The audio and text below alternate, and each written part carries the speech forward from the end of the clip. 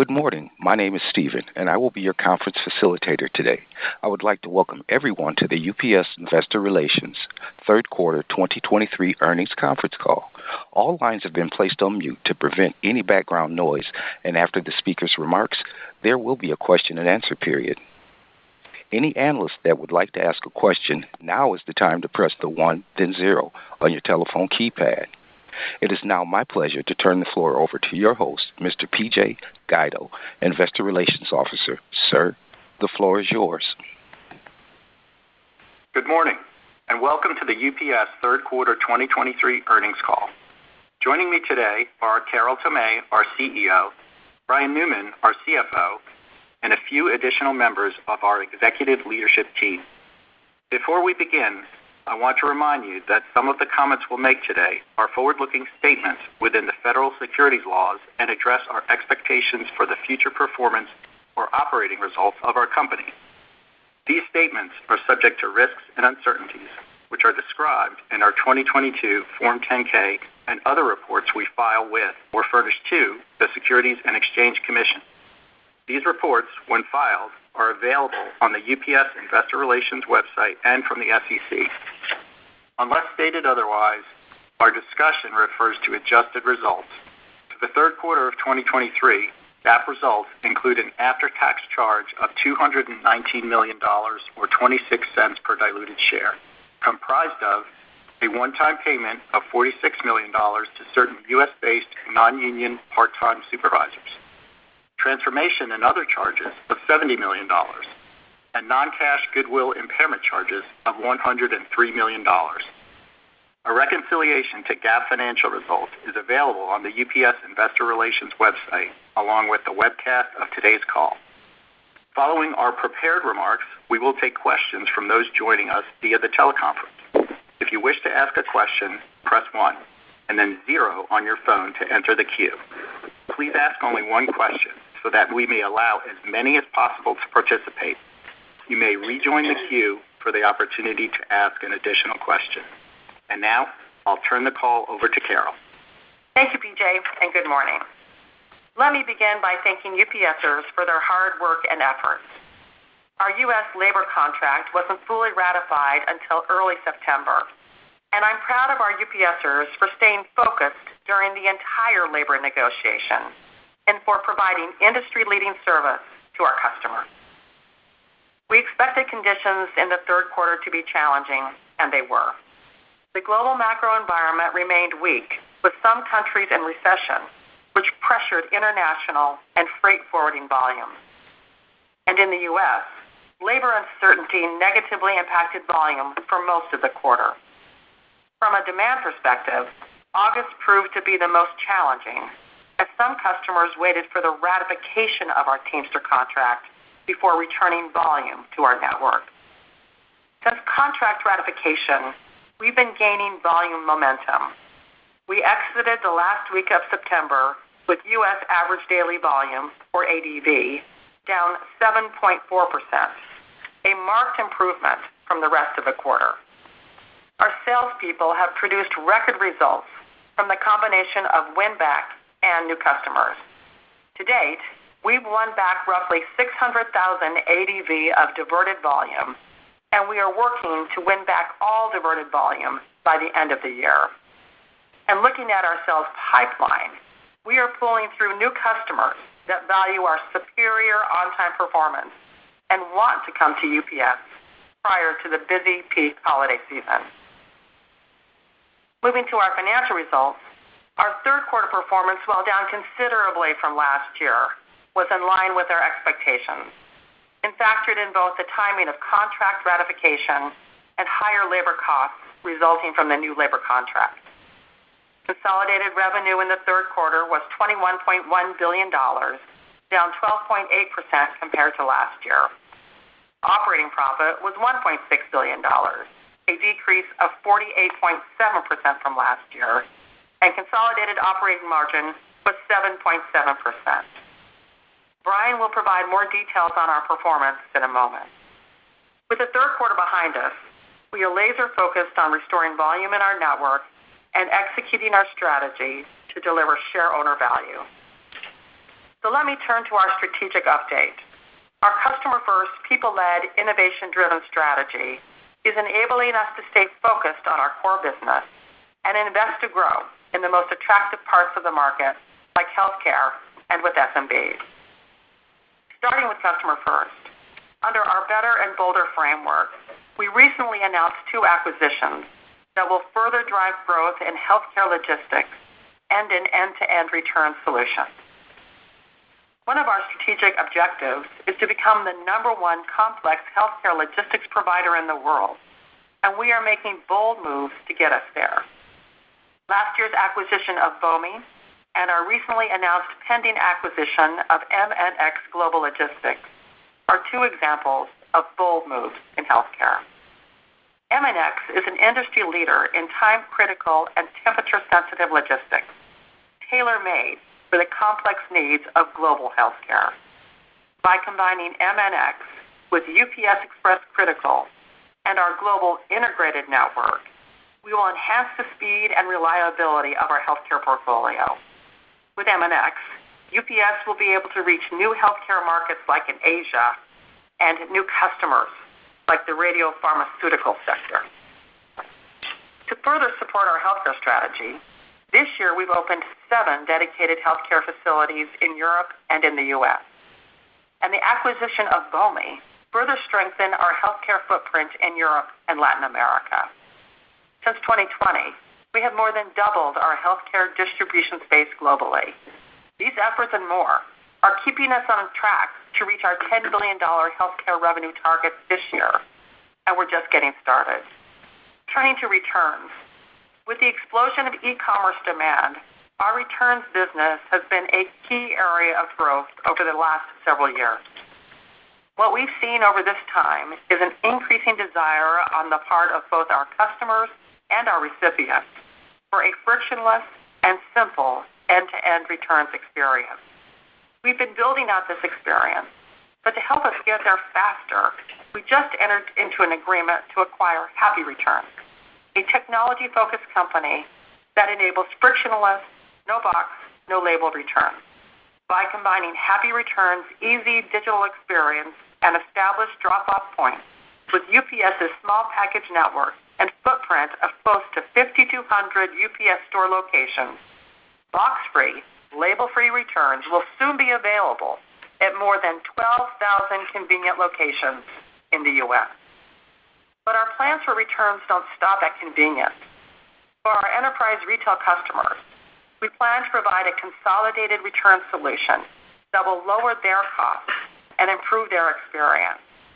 And for UPS, Happy Returns expands our returns portfolio with an innovative solution that will generate profitable B2B volume and help drive pickup and delivery density. For us, customer first isn't just about growth. It's about meeting customer needs.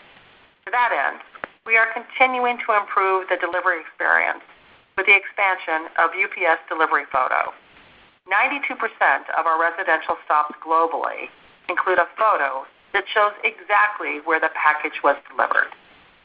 Not only does Delivery Photo provide peace of mind to recipients, but we get fewer calls about missing packages.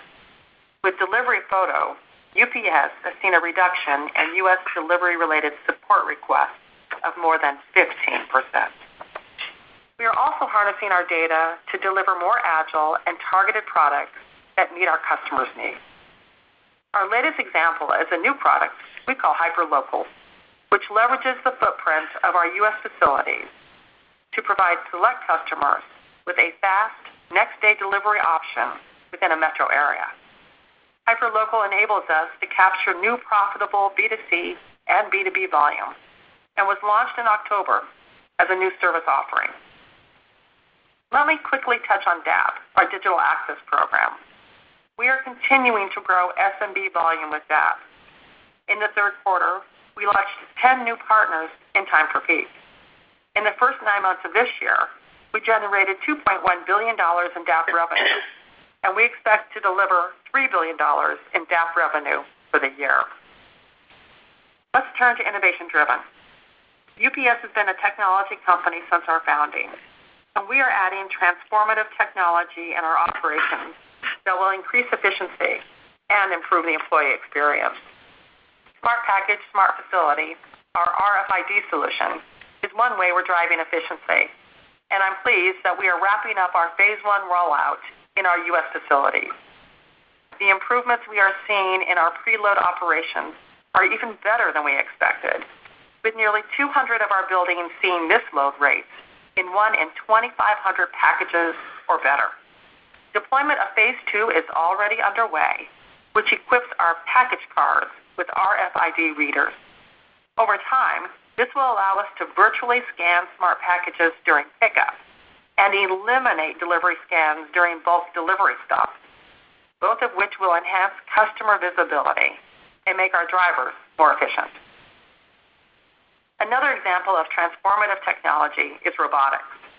Specifically, starting in supply chain solutions, we are implementing robotic unload technology inside our trailers to unload packages more efficiently.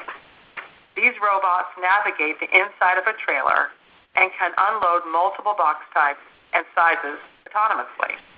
Now, it's still early days with this technology, but we are seeing many opportunities to further expand the use of robotics across our network. Turning to the fourth quarter, we are preparing for peak. Over the past 5 years, our service during peak has been better than our closest competitor by an average of 310 basis points. Service matters all the time, but especially at peak. So to prepare, we are collaborating with customers on volume projections and the timing of their promotions. We will also leverage technology, like our network planning tools, to control how the volume comes in, utilize available capacity, and adjust the network to operate as efficiently as possible. Regarding peak hiring, our people-led strategy enables greater flexibility to serve our customers during the holiday rush. For example, our experienced part-time employees can now become seasonal support drivers. This enables them to deliver packages using their own vehicles before or after their regular shift. In addition, we plan to hire over 100,000 seasonal employees to help process and deliver holiday volume. This year, we've made it even easier and faster to apply for a job, as we've shortened the digital process to less than 20 minutes from filling out an online application to receiving a job offer. Regarding our financial outlook, we made changes based on what we are seeing in the market.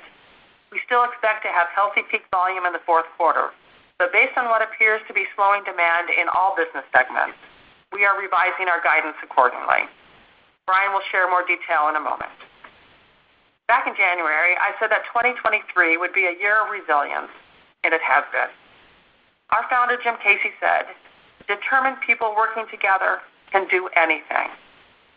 During the year, we accelerated the deployment of Smart Package, Smart Facility, and made strategic acquisitions to grow in the best parts of the market.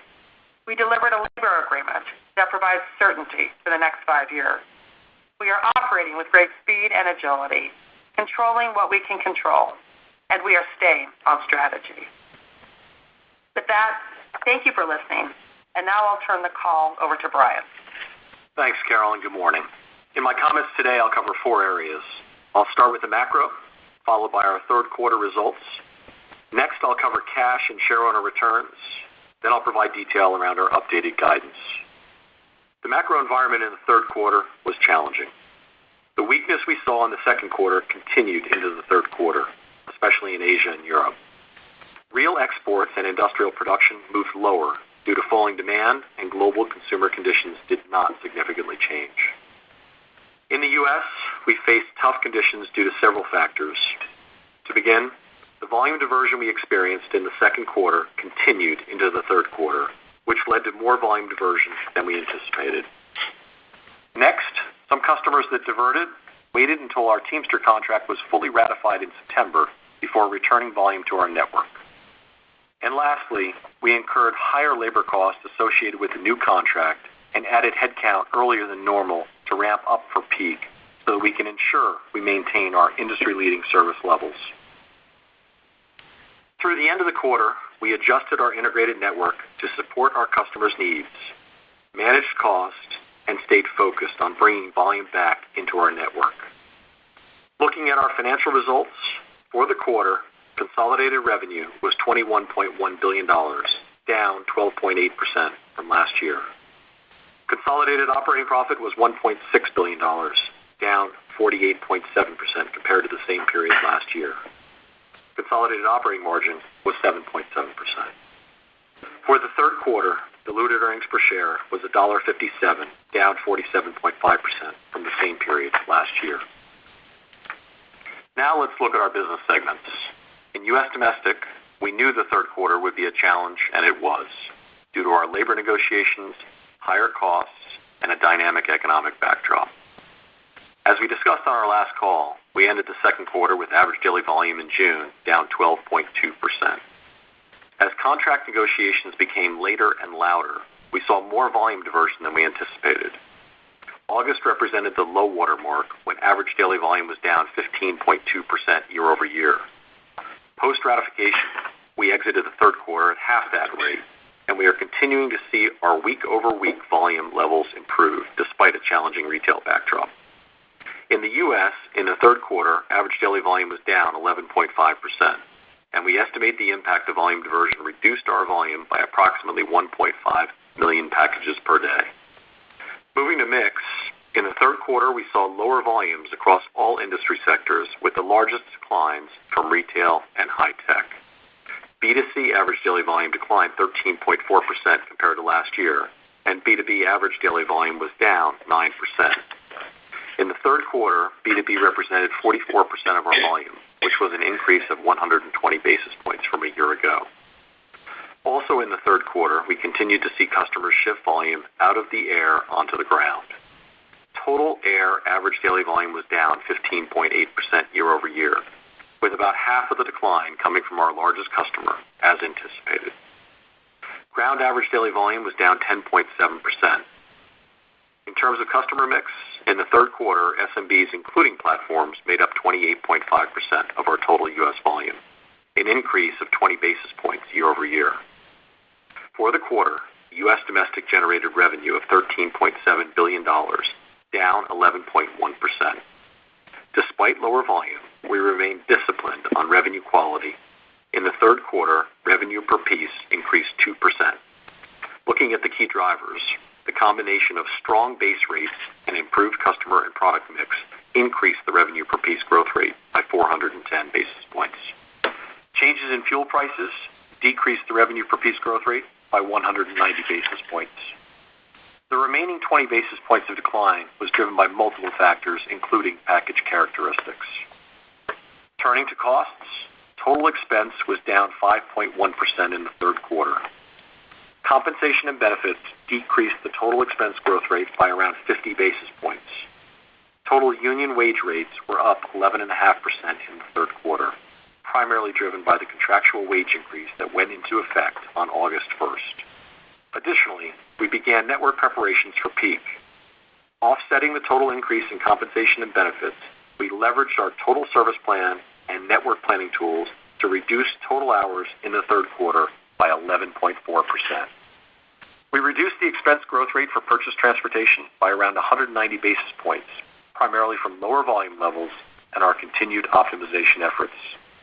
Lower fuel costs contributed 170 basis points to the decrease in total expense growth rate.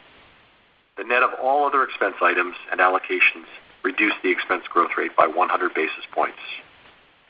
The U.S. domestic segment delivered $665 million in operating profit, down 60.6% compared to the third quarter of 2022, and operating margin was 4.9%. Moving to our international segment, macro conditions were uneven in the third quarter, with some regions of the world more challenged than others. Continued falling demand pressured Asia, and in Europe, consumers continued to contend with high inflation and tight financial conditions. In response, we adjusted headcount and block hours in our global network to match changes in geographic demand. In the quarter, international total average daily volume was down 6.6% year over year. Nearly three-quarters of the decline came from lower domestic average daily volume, which was down 9.1%, driven primarily by declines in Europe. On the export side, average daily volume declined 4.1% on a year-over-year basis. Looking at Asia, export average daily volume was down 8%, and export volume on the China to U.S. lane, which is our most profitable lane, was down 10.3% year over year. One bright spot was the Americas region, where export average daily volume grew 4.7%, led by Canada and Mexico, leveraging our cross-border ground service.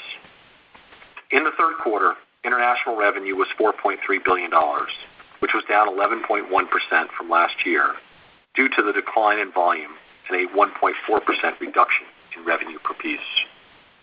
The decline in revenue per piece was driven by several factors. Lower fuel surcharge revenue contributed 230 basis points to the revenue per piece growth rate decrease.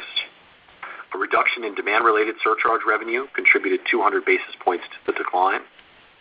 Partially offsetting the decline, multiple factors increased the revenue per piece growth rate by 290 basis points, including strong base rates and a weaker U.S. dollar.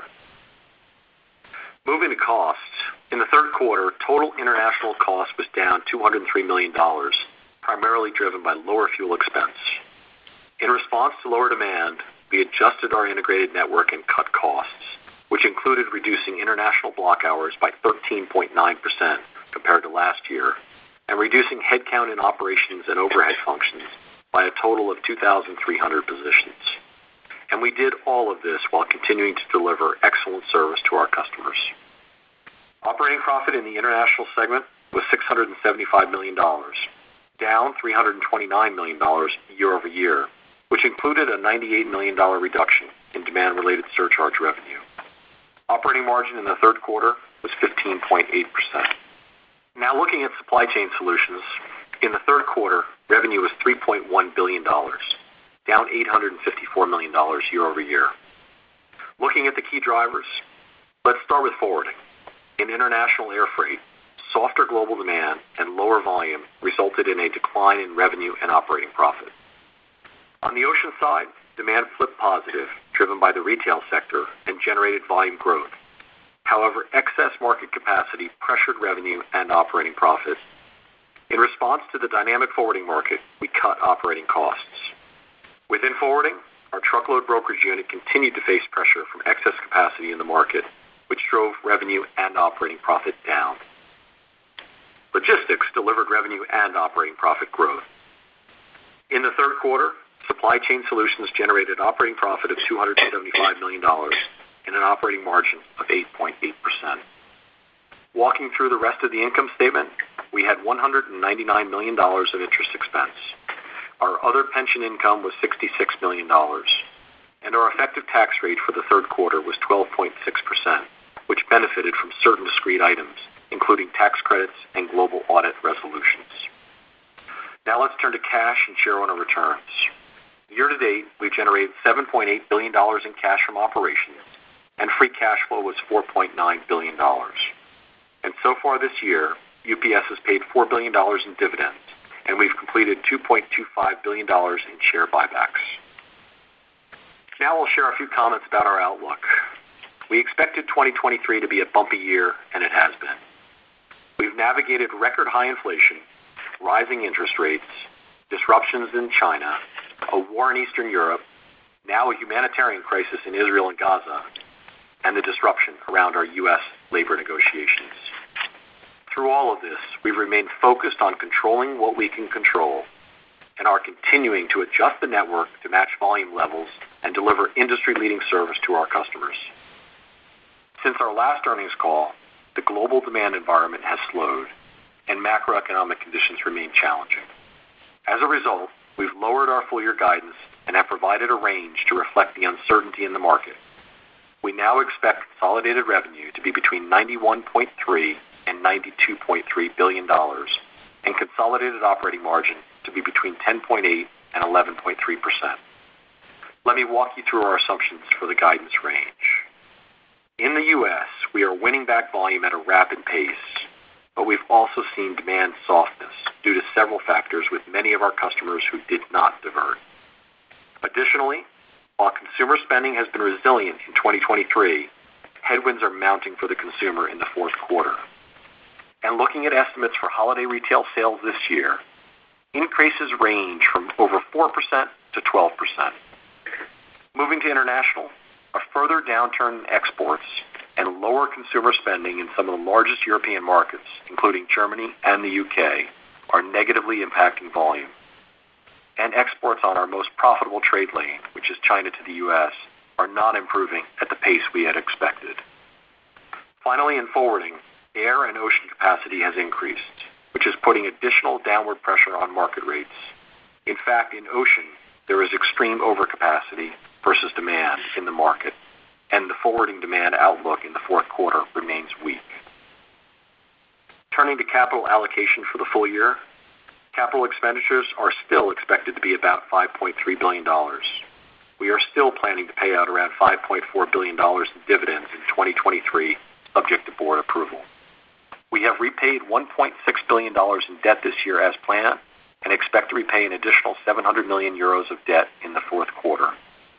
We now expect $2.25 billion in share buybacks in 2023, which we have already completed. In the fourth quarter, we are redeploying cash back into the business for growth initiatives, such as strategic acquisitions to drive shareowner value.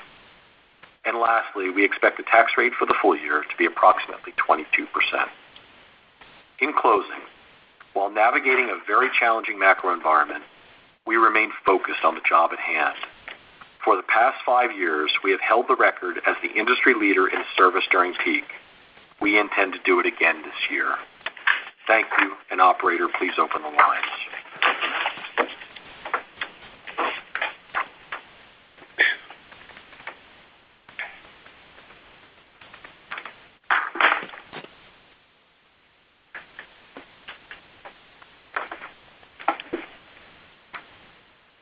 Stephen, we're ready for our first question.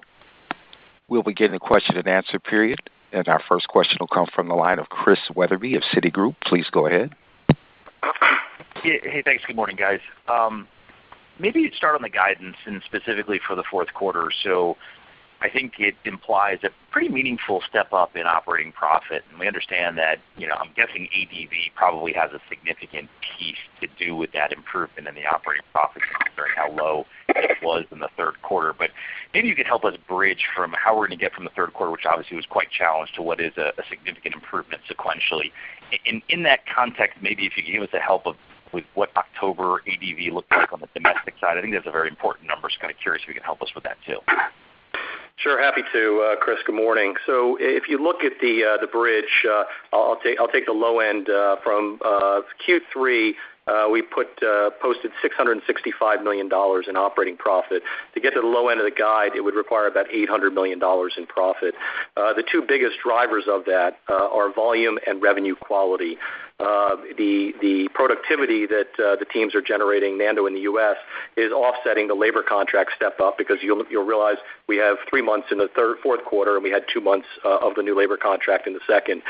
Your question on volume, as we think about volume and revenue quality, those two alone provide a majority of the 800 step up.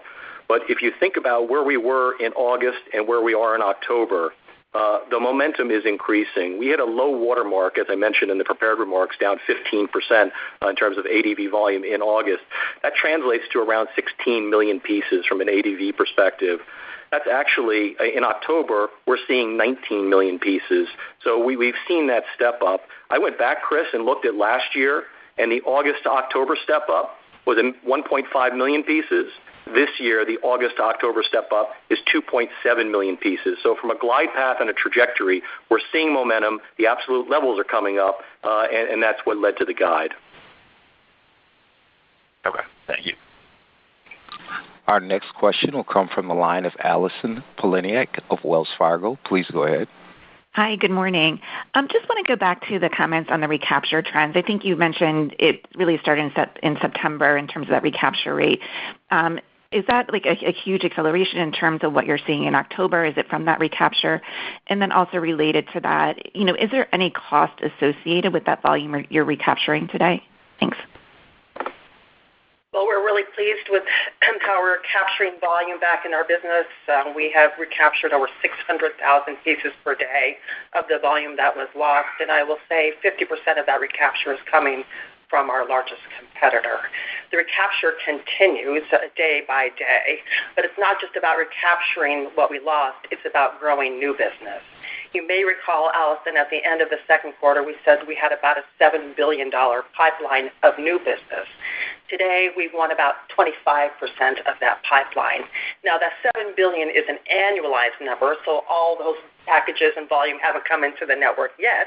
It will come in over the next year. But I couldn't be more pleased with how our sales team is performing and winning new accounts and winning back volume that deferred.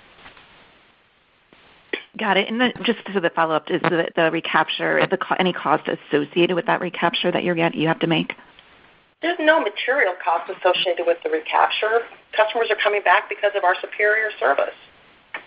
Great. Thank you. Yep. Our next question will come from the line of David Vernon of Bernstein. Please go ahead. Hey, thanks for taking the question, guys. So Brian, you mentioned the $800 million step up.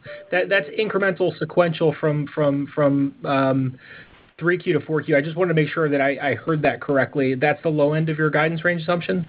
That's right, Dave. Okay. And then maybe more bigger picture, right, as we think about the exit rate kind of implied in the guide, I think it works out to something like, down 20% year over year in EBIT. How do we think about that build back in 2024? The front half, obviously, you have inflation, but you've got the GRI to offset. Should we be expecting that sort of, second derivative rate of change to slowly get better and then snap back, or does it get, meaningfully better in sort of 1Q, 2Q? How do we think about the shape of 2024 and how it's stepping up to recover in the domestic margin side? So two big pieces of sort of forward momentum, Dave. One is the exit rate on volume. Carol just talked about the win back and also the pipeline of new business. So going into next year, getting back on level footing with a system that has higher ADV will help us certainly from a cost and margin perspective. The revenue per piece, we announced the 5.9% GRI, so that'll be coming in. We talked to you recently about the cost overhang of the contract. That goes from August to August. So I would tell you from a shape, certainly the first half of the year will be more challenged than the back half of the year. Back half of the year, we get into a 2 to 3 year glide path with lower inflation per year, and then so pricing and productivity can help expand the margins. But those are the pluses and minuses as we look into 24. Obviously, we'll go into a lot more detail March 26th when we get together with you all for our next Investor Day. And that rate of change in the first half, better than 4Q? Let me come back to you, Dave, but we're certainly building momentum. Let's finish up the year, Dave, and then we'll give you some color about 2024. It's always about 2024. Thanks for the time. Thanks, Dave. Our next question will come from the line of Jordan Alliger of Goldman Sachs. Please go ahead. Yeah, I was wondering if you could give some color on your confidence level on the new revenue range. How much certainty do you feel the visibility and what frames the high and low end? Thank you. So thanks, Jordan, for the question. Look, we feel good about the revenue range. We've narrowed it to $1 billion, and I think the thing that's going to drive the upper end versus the lower end really has to do with the retail backdrop. I mentioned in my script there's sort of the broad range of the online retail sales for the holiday period. To the extent it's in the higher end of that, we'll have more volume and more revenue. To the extent it comes in with some of the risks we're seeing, it's towards the lower end. Thank you. Thanks, Jordan. Maybe one other comment, if I could, Brian, on the volume range. We know which of our customers peak during peak. There are about 117 customers in the U.S. that make up about 86% of our peak volume. We are sitting down with each of those customers, understanding what their plans are as we work on our operating plans to make sure we deliver superior service. Having that insight, if you will, gives us a lot of confidence in the U.S. volume numbers that Brian shared with you. Our next question will come from the line of Tom Wadewitz of UBS. Please go ahead. You made a couple comments on the volume that you're recapturing, and I just want to make sure I understand it. I guess it's an important point. So I think, Carol, you said 600,000 pieces a day have been recaptured, but then, Brian, you said kind of, last year, the August to October was 1.5 million, and it's 2.7 million increase this year. So that implies, I guess, 1.2 million increase. So I just wondered if you could give a little more perspective of kind of where we're at in October, how much of that lost business has been recaptured? And then I guess another way you framed it was December, you were going to get back to flat volumes before. I think it was a prior comment. Do you still think you can do that, or are we thinking December volumes are down? Thank you. Yeah, Tom. So to frame it up for you, we were trying to get December back to flat versus prior year. I think the guide now implies from a low single digit to a mid-single digit in the month of December, and that's pending some of the backdrop I just talked about in terms of the retail outlook. So from a momentum perspective, I gave an August to an October number, but as Carol mentioned, we lost 1.5, or we had diverted 1.5 million pieces. We've seen 40% of that, roughly 600,000 pieces, already come back to the system. We're also pushing forward with new business that Carol referenced as well. Okay. Thank you. Thanks. Our next question will come from the line of Stephanie Moore of Jefferies. Please go ahead. Hi, good morning. Thank you for the question. This is Joe Hafling on for Stephanie Moore. I had maybe a conceptual question on sort of the recapture looking in the near term. Given it's peak season and customers are focused on their own execution right now, does this limit your ability to win back volumes in the near term if shippers don't want to disrupt any of the plans that they've already got in place? Obviously, you've highlighted the capture rate sort of September, October, but just wondering if that slows down as we kind of get into November, December, just as shippers don't want to disrupt their own operations right now. Actually, it's accelerating. Customers want to come back into our network before peak because of our superior service that we've exhibited over the past 5 years.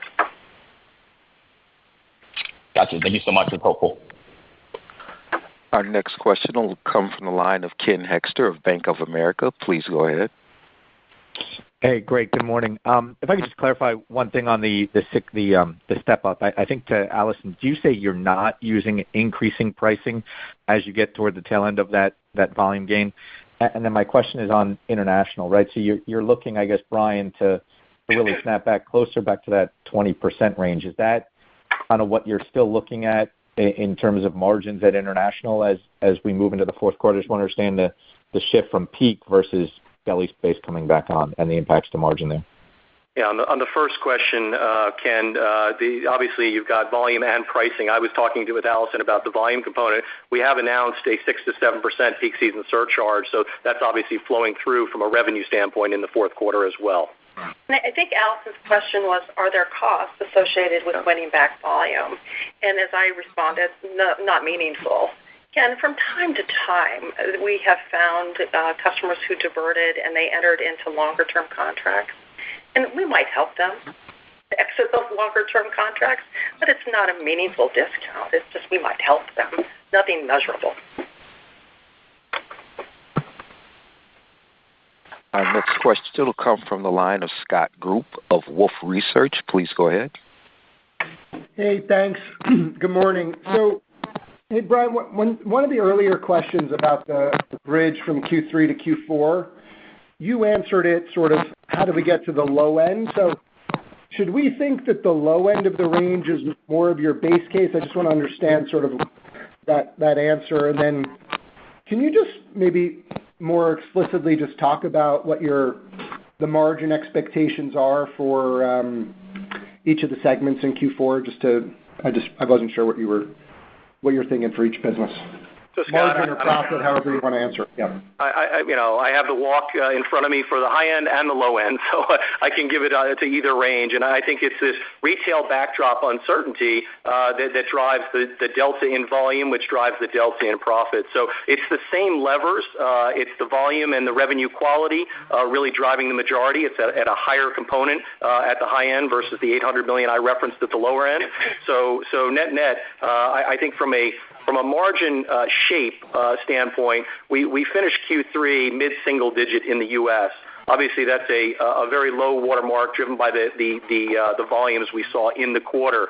We're looking in the fourth quarter to step back up into that high single digit, low double digit range, and so getting back to the trajectory. And then from an international perspective, we were at a 15.8 in the third quarter. I think Kate and the team have plans largely through controlling what we can control, whether it's block hours, whether it's head count, taking that, and they've done a good job of demonstrating that. Q1 was a 18 margin international, Q2 was a 20, so we're probably in the middle of that range for the fourth quarter. Hopefully that helps. Thank you. Yep. Our next question will come from the line of Amit Mehrotra of Deutsche Bank. Please go ahead. Thank you, operator. Hi, everybody. I guess maybe just a very simple question, I guess, is when do we return to margin expansion in domestic? I mean, RPP, CPP spread was really negatively wide in the third quarter. I assume it's still negative, albeit less so in the fourth quarter.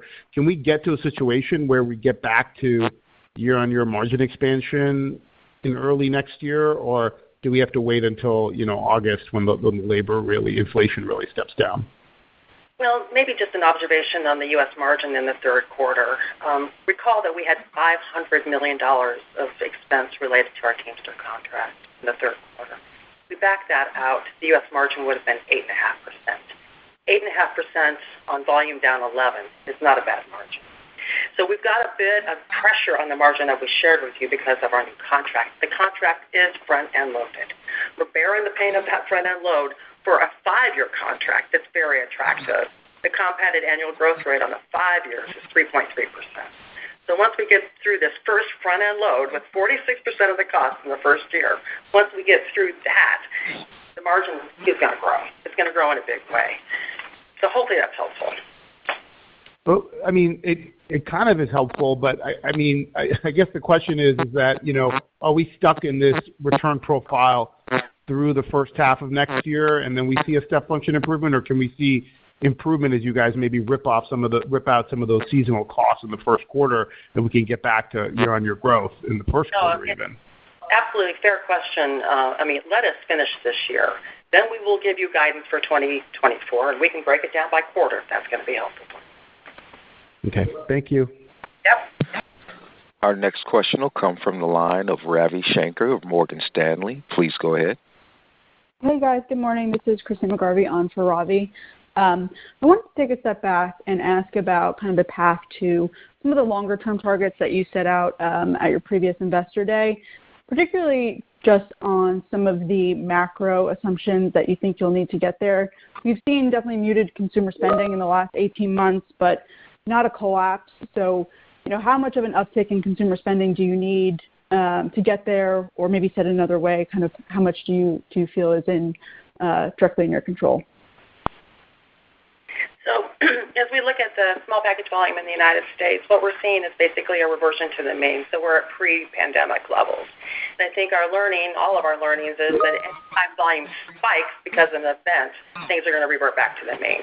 If you look at the growth rates projected for the small package market in the United States, it's low single digit for the next couple of years. So we plan to grow not just at the market, but ahead of the market because of the investments that we're making with new products, new capabilities, and actually new acquisitions, which we're very excited about. And maybe I'll take a minute to talk about Happy Returns, which we just announced last night. Our returns business has been pretty growthy because of the explosion of e-commerce. It's grown 25% since 2020. And we like this business a lot, but we know we can offer a better experience for our retailers because it's expensive. Retailers estimate that between 20 and 30% of all online orders are returned, and it costs them on average about $33 to process that return. So with Happy Returns, we're going to offer consolidated returns for our customers, which will reduce their handling costs, actually improve our delivery density. So it's a win-win-win. And so we're going to put the pedal to the metal in terms of growing the returns business because it's a very good business for us and one that our customers need a solve for. So I'm excited about that. The other acquisition that I'm excited about is in healthcare. Our healthcare business will be $10 billion this year against an addressable market that's over $100 billion. We're going to grow that market. It's got double-digit margins. We're going to grow it because we need to grow it. It's important for the world. It's important for humanity. And we are the best in the world at this. So that doesn't require any consumer spending. That's just leaning into market share capture with the capabilities that we are investing in, be it cold chain capabilities and more. Really helpful. Thank you. Yeah. Our next question will come from the line of Jeff Kauffman of Vertical Research Partners. Please go ahead.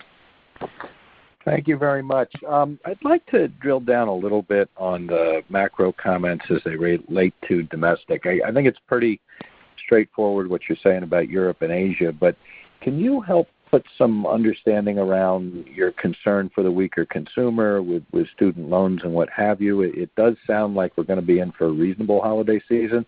Where are you seeing the weakness, whether it's an industry segment or a consumer segment?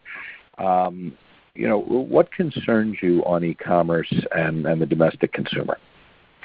Well, we've seen clearly a shift from goods to services. As people through the pandemic started going back to work, taking vacations, eating out at restaurants, going to amusement parks. They're spending their dollars differently. It's not that the consumer's not healthy. They're spending their dollars differently. And what we're seeing with many of our retail customers is a real desire to bring people back into their stores. And they should bring people back into their stores because it's their largest investment. So you see retailers offering buy online, pick up in store where they hadn't offered that before. So I can give you example after example of customers, not by name obviously, but customers that are in our top 20, where they're seeing their same-store sales down year on year because they're anniversarying the COVID peak, if you will, and they're seeing their online sales down even more. And part of that is because people are going back into stores. Part of that is they're shifting. So that's the comment that Brian made in his remarks about just some demand softening, is that we do see that with some of our larger customers who didn't divert. But their overall business, and you can look at their guides. I'm not talking about anything that's not public. You can look at their guides where they not only have reported declining sales, but they're guiding softer. Okay. Thank you for the clarification. Yeah. Our next question will come from the line of Brandon Oglinski of Barclays. Please go ahead. Hey, good morning, and thanks for taking my question. Brian, you did talk about revenue quality initiatives. I know folks have brought up price quite a bit on this call, but can you talk about not just your pricing outlook, but maybe the mix impact from some of these initiatives you've had in the past on small and medium enterprises? Yeah, SMBs, Brandon, are a very attractive part of the business, and we've continued to penetrate that market. So that's been favorable from a mix perspective. We are seeing customers trade down, though, from air product to ground, and so we've seen that in the numbers. Air was down more than ground volume, so there's a bit of a headwind there from a customer mix perspective. So overall, we have a customer mix impact as well that's going on. We're gliding down with our largest customers, so there's a shift there that tends to help from an RPP perspective. No, it's interesting. If you go back to 2019, our volume is about the same in the third quarter as it was back in 2019. But our SMB mix has moved from 23% to 29%. And our net revenue per piece has moved from $9.99 to $12.54. So we've been laser focused on improving the revenue quality in our business, and we will continue to do that. Value is defined by what the customer is willing to pay for, and we are improving our experience every day. A good example of that is delivery photo, where now 92% of all of our residential drops are photographed, which is creating a better experience for our recipients, for our customers, and for us, candidly. We're leaning into simplifying the experience and how it is to work with us, and we've talked to you about the widgets that we have with DAP or the improvements that we've made in our claim process. We see our Net Promoter Score now in the high 40s. So we are leaning on that experience because it helps grow the revenue quality, and we're going to continue to do that. Thank you. Thanks, Brandon. Our next question will come from the line of Brian Ossenbeck of J.P. Morgan. Please go ahead. Hey, good morning. Thanks for taking the questions. Maybe just two quick follow-ups, actually. Can you talk about the pace of getting the share back as you go into the fourth quarter? Do you think perhaps you had the lower-hanging fruit, the easier ones to convert back? Do you think that those came back sooner, and maybe the pace from here is a little bit harder? And then on the buybacks, you mentioned you're cutting, or at least you're stopping the buyback for the quarter. You've got 2 acquisitions targeted. I just wanted to make sure I was clear in terms of what those are, if those were the happy returns in MNX, or if there's potentially something else that was on the horizon. Nope. We have nothing else planned on the horizon today. So we'll be buying MNX and Happy Returns this quarter, and it's about $1.3 billion in total that we'll be spending on those two companies. In terms of the pace of getting share, as I mentioned earlier, it's accelerating because of the fact that peak is nearly on us. So people want to come into the network. Here's the truth, though. It does take time to come back in. I get weekly updates from Nando and the team, from Kate and the team about how's the volume coming back in. And I see that, we've gotten a handshake, we've gotten an agreement from a customer that's coming back in. And then I see it takes 30 days to get it back on car. And so now I'm like, I want photos when it's on car because I want to make sure it's actually in the network. And that's what we're getting. We're having some fun with that, actually, because we're seeing it picked up from our competitors. That's always fun when you're picking up volume from these competitors. So it's accelerating. Okay, thank you.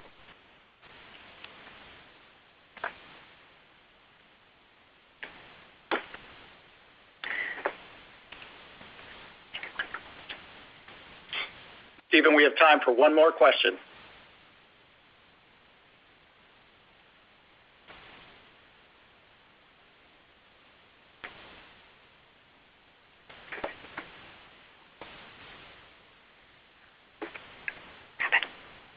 Okay, with no further questions, thank you for your time and have a good day. Ladies and gentlemen, that does conclude our call for today. Thank you for your participation. You may now hang up. Thank you.